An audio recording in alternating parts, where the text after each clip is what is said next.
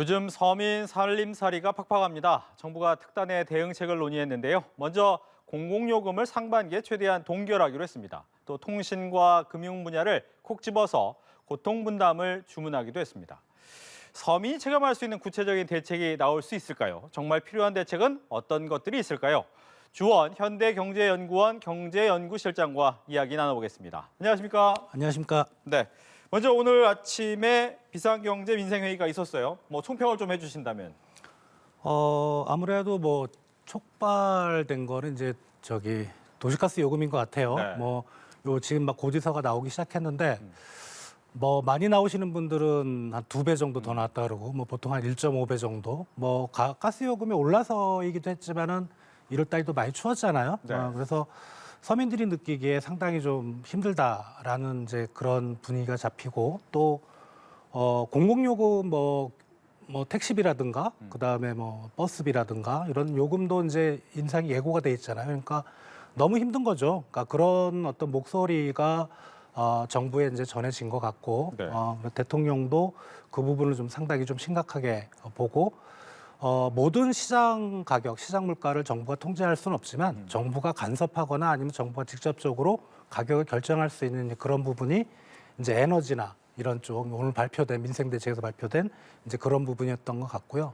그리고 이제 오늘 대책에서는 이제 또 이제 과점이라는 용어가 좀 많이 등장을 했죠. 그렇죠. 그래서 우리가 이제 좀 거슬러 올라가면 이제 야당에서 횡재세 얘기가 있었는데 그 횡재세는 이제 오늘 거론된 그런 산업이 아니고 사실 이제 정유 산업이었거든요. 네. 근데 오늘 거론된 산업은 이제 그런 맥락에 의해서 보면은 이제 금융업하고 통신업 너무 이익을 많이 낸 거 아닌가. 사실 어떤 시장주의라는 그런 어떤 경제학의 아주 기본적인 근간을 보면 사실 이익을 내는 거에 대해서 뭐라 그럴 수는 없거든요. 그게 불법적으로 이익을 냈다면 문제가 있는데 근데 시장 상황이 어떻게 흘러가다 보니까 이제 그렇게 많은 이익을 냈는데 그 부분에 대해서도 정부가 이례적으로 강도 높게 좀 비판하는 그런 모습이다. 아주 예상치 못한 네. 그런 어떻게 보면은 일종의 그런 산업들을 딱 집어서 낙인 효과라고 할까요?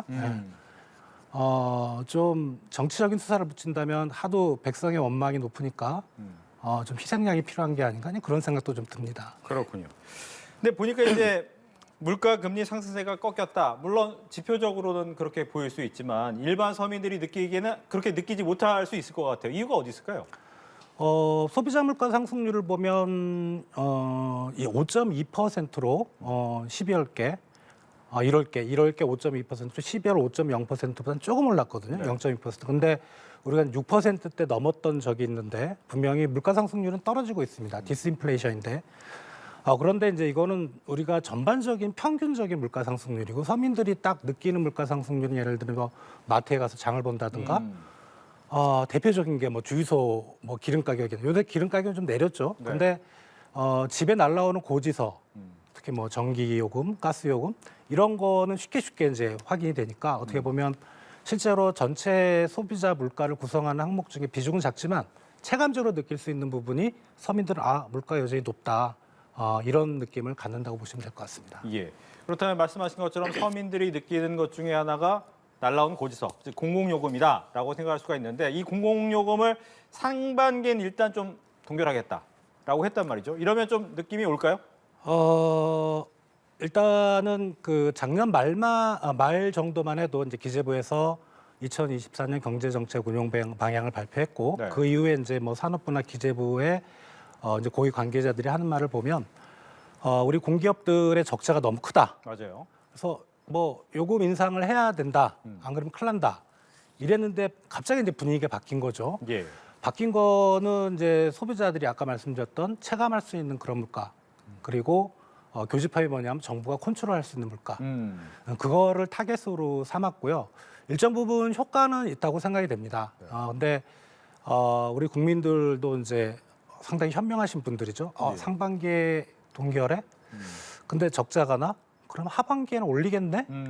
그렇게 분명히도 생각하실 것 같아요. 근데 그거는 좀 먼 이야기죠. 예, 하반기는 또 그때 가봐야 되는 거. 그래서 상반기에 이렇게 동결한 거에 대해서는 그나마 좀 국민들이 좋은 쪽으로 생각하시지 않을까 생각이 됩니다. 예. 말씀해 주셨다시피 이제 지방자치단체에 대해서도 좀 고통을 분담해 달라라고 얘기를 하는 것이 이제 이 서울 같은 경우에는 버스나 이런 대중교통 요금을 올릴 수밖에 없는 구조다라고 계속 얘기를 해왔는데 그럼 이 부분도 좀 늦추게 되는 의미가 있는 건지 또 그렇게 되면 결과적으로 네. 말씀하신 것처럼 어차피 올라야 되는 거 아닌가라는 생각도 들고요. 이게 이제 지방 공공요금에 대해서 협조를 해달라고 대통령께서 말씀하셨는데 네. 대표적인 게 지방자치단체가 하는 이제 지하철 요금 그리고 이제 버스 요금 이런 거겠죠. 네. 예.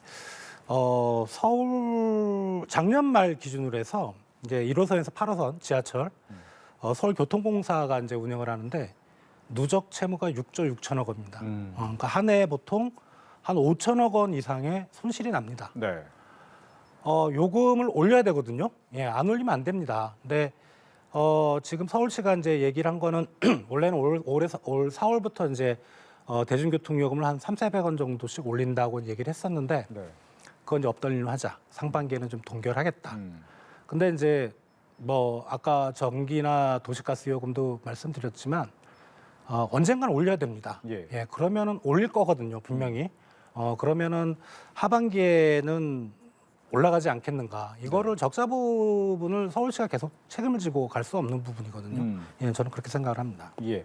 근데 말씀해 주셨다시피 이렇게 민간 기업이라면 당연히 거기에 대해서 적자에 대해서 책임을 질 수밖에 없겠지만 공공재적 성격이 많은 거잖아요. 그러니까 교통이라든가 아니면 가스나 전기 같은 요금 자체는 공공재적 요금이기 때문에 어차피 정부나 나라에서 예산으로 충분히 지원하면 되는 것 아닌가라는 생각을 할 수도 있을 것 같아요. 예산의 지원이라는 건 우리가 좀 생각을 해보면 좀 네. 약간 차이가 있는데 원칙적으로 국가에서 재정으로 보전하는 건 아닙니다. 공기업도 우리가 기업이죠. 공이라는 말, 공적이라는 용어가 붙긴 하지만 기업입니다. 기업 스스로 책임져야 될 부분이 있거든요. 그러니까 1차적으로는 정말 힘들면 국가가 재정으로 들어오지만 네. 1차적으로는 자기네가 어떤 수를 강구를 해야죠. 예를 들어 안 되면 채권을 발행한다든가 뭐 한전 같은 경우는 한전채를 발행할 수도 있는 거고요. 그것도 안 된다면 이제 정부가 지원을 해야 되는데 정부 지원이라는 거는 쉽게 말하면 국민 세금으로 떼워야 된다는 거거든요. 그래서 지금 공기업들 같은 경우는 자기네 채권을 발행 못하는 그런 상황이에요. 지금 워낙 회사채 시장이 막혀 있고 하다 보니까 그런 경우는 우리가 중장기적으로 가면 뭐 적자를 메꾸지 못하면 결국은 국민 세금으로 메꿔야 되는 게 아닌가 이런 우려가 분명히 있긴 한데 네. 다만 이제 전제는 만약에 이제 그 한전의 예를 들면 우리가 에너지를 많이 수입하잖아요. 에너지 가격이 하반기에 많이 떨어진다면 네. 그리고 한전 같은 경우는 작년이나 최근 1, 2년은 상당히 좀 적자가 컸지만 그 이전에는 계속 흑자 구조였어요. 그러니까 운이 좋게 수입 에너지 가격이 떨어져 준다면은 그런 흑자를 가지고 이제 적자를 메꿀 수 있지만 이게 이제 가장 행복한 시나리오인데 우리가 어떻게 알겠습니까? 에너지 가격이 어떻게 될지. 그렇죠. 계속 에너지 가격이 지금처럼 높으면 이 적자를 끌어안고 계속 가다가 어느 순간에는 이제 한전이 난 모르겠다. 정부에서 알아서 해라. 이러면 이제 정부 재원이 들어가야 되는 거죠. 네. 맞습니다. 지금 이제 공공재라는 것, 즉 공기업이라고 해도 기업은 기업이기 때문에 거기에 대한 책임을 져야 된다라고 하고 있는데 공공재 얘기가 최근에 좀 자주 나와요. 오늘 나온 부분도 이 통신과 금융은 공공재 성격이 강하다라는 얘기가 나왔거든요. 즉 이 부분에 대해서 고통 분담을 좀 주문했는데 이것도 좀 민생에 좀 도움은 어떻게 될까요? 우리가 이제 통신사하고 금융 기업들이 보면 금융사들이 보면 만약에 이 산업들에 있는 기업들이 이익을 크게 안 냈더라면 이런 얘기가 안 나왔겠죠. 예. 근데 뭐 우리가 국민들께서 많이 보시다시피 뭐 은행 같은 경우는 성과급 잔치 네. 뭐 이런 얘기도 많이 나오고요. 근데 그러다 보니까 사실 이제 이런 부분이 나왔던 거고 우리 정확히는 공공재는 아닙니다. 이제 공공재라는 거는 정부가 어떻게 보면은 모든 사람들이 사용하기 쉽고 정부가 간섭할 여지가 많은 부분이어야 되는데 금융업하고 통신업은 엄연히 민간 부분이거든요. 네. 다만 이제 금융업이나 통신업을 하기 위해서는 정부의 인허가를 받아야 됩니다.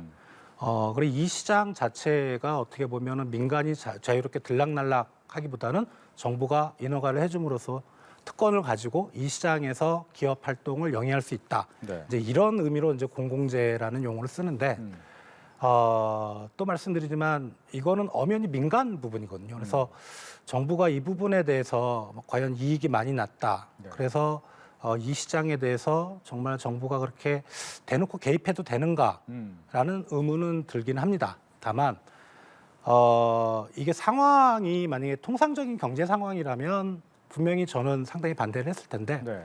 지금은 코로나 위에 벌써 한 3년간 이어졌고 이제 코로나가 끝나나 했더니 뭐 글로벌 경제 위기 얘기가 또 나오고 상당히 어렵거든요. 예. 고물가 고금리 그런 부분에서는 민간 부분의 영역이라 하더라도 어떤 상생이라는 가치를 그 기업들이 생각을 해야 될 것 같고 네. 그러니까 정부가 뭐 완전히 강압적으로 그 산업을 통제한다는 것보다는 사실 일종의 공고라든가 뭐 산업 구조의 변화 이런 걸 얘기하고 있거든요. 그래서 어느 정도는 저는 지금 정부가 하는 했던 말에 대해서는 이제 공감을 좀 하는 편입니다. 예. 그렇다면 여기서 궁금한 게 있습니다. 말씀하신 것처럼 인허가를 주기 때문에 어쩔 수 없이 독과점 체계가 될 수밖에 없는 구조인데 은행 같은 경우에는 얼마 전에 틀림없이 인터넷 은행이라고 해서 K뱅크나 카카오뱅크 같은 경우가 매기 역할을 할 것이다라고 네. 했는데 그게 제대로 안 된 겁니까?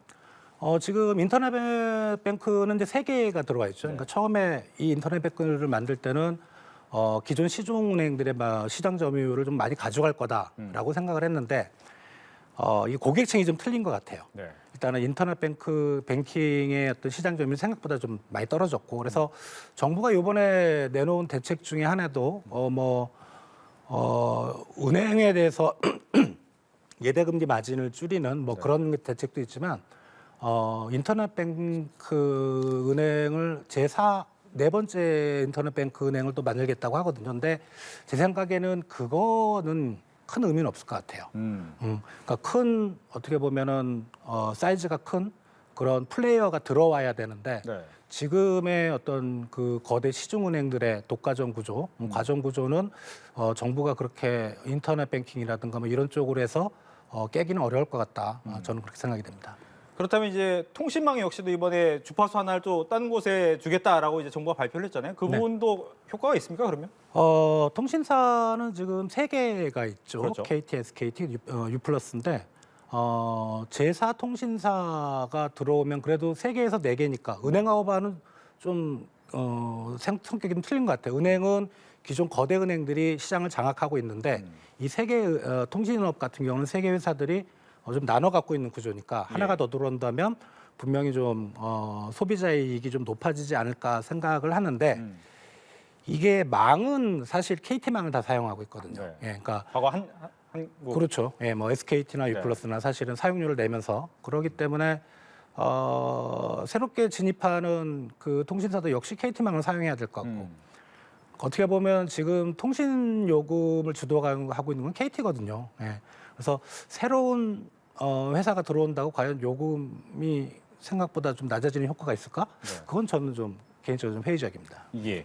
그렇다면 이제 은행업 쪽으로 얘기를 가보겠습니다. 은행 말씀해 주신 것처럼 약간의 많은 거대한 은행들이 좀 자리를 잡고 있는데 보면 가장 많은 얘기하는 게 예대금리차 때문에 돈 벌고 있다라고 하는데 예. 은행들 입장에서는 금산 분리 때문에 우리는 다른 일 못한다라고 얘기를 할 수 있거든요. 예. 이건 어떻게 됩니까? 은행도 나름의 좀 그 이유가 있어요. 예를 들어 이제 한국은행이 기준금리를 올리면서 대출금리도 올라갔지만 예금금리를 막 올렸거든요. 네. 왜냐하면 은행채를 그때 또 발행을 좀 막았었어요. 그러니까 자금은 조달을 해야겠고 대출하기 위해서 그러니까 예금금리를 막 올리는데 또 너무 또 정부에서 좀 지나니까 너무 심하다. 네. 그게 또 시중에 있는 돈을 그렇게 막 끌어들이면 안 된다. 예금을 낮춰라.